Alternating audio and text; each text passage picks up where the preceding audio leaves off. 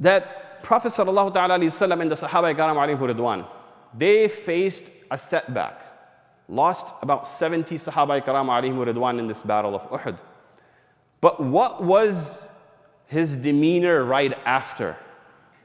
Did he and the Sahaba Karam take the setback as a failure altogether? Or did they persisted in what they wanted to do, in spreading the truth of Islam, and in being in the right and holding the high ground? Prophet sallallahu ta'ala alayhi wasallam, right after that, they were persistent.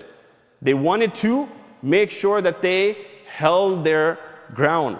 So he gathered the believers and he prepared them again, showing that a believer never gives up. So as believers, as Muslims, the lesson is, whenever you face a setback, whenever there are failures that you have in your daily lives, whether it be school, whether it be your work, your business, your relationships, your personal lives, if there are setbacks, pause, take a deep breath, or in some cases, let it fist down, don't be angry, and then rethink what you need to do.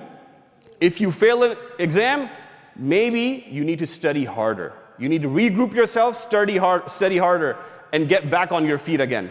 If you lose a job, or if you lose your income, maybe there's another way that Allah Ta'ala has opened up for you. You need to make effort. Do not despair. Do not lose hope. Be consistent.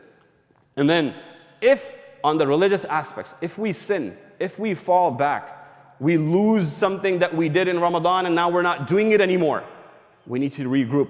Think about how I can come back from it and then get back to Allah Azza wa Jalla again. So as you know, we fasted 30 days in the month of Ramadan. We were overcoming our desires. We had hunger controlled. Inshallah, we do that again next year as well, inshallah. We had our tempers controlled, some of us, maybe not all of us. But we had our desires controlled. That was our training ground. Now we need to take that training ground and apply that to our daily lives, right? Prophet sallallahu alaihi wasallam gave us a very good solution. And if you haven't done so already, today is, I think, the 12th or 13th of Shawwal.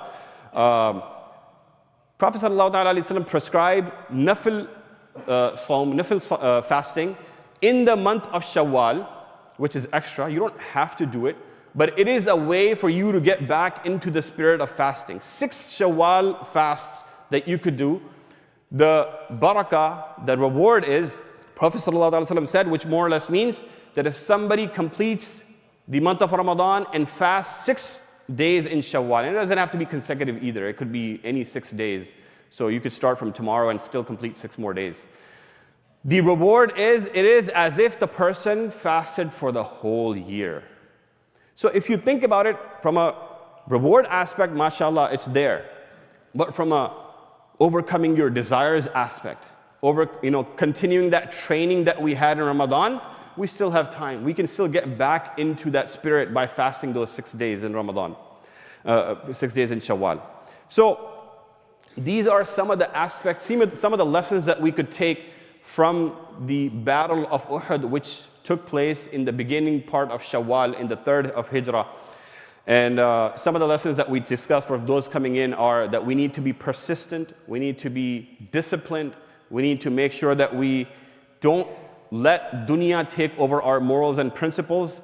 And may Allah Azza wa Jal give us the tawfiq, give us the ability to be steadfast on our principles. May Allah Azza wa Jal give us the ability to take what we learned and trained for in Ramadan and apply it through our whole year, inshallah Azza wa Jal.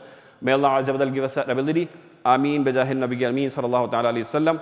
For those who haven't prayed your sunnah, we'll give you about 3 or 4 minutes to pray your sunnah, and then we'll do the Arabic khutbah right after that and salah right after. Jazakallah khair.